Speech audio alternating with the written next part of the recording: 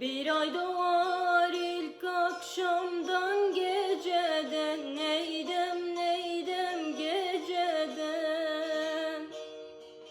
Şafkı vurur pencereden, bacadan dağlar kışımış, yolcu üşümüş, nasıl edem ben?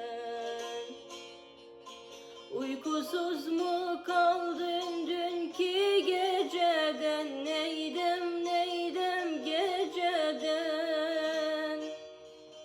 Uyan uyan yar sinene, sar beni, dağlar kışımış, yolcu üşümüş, perişanım ben. Uyan uyan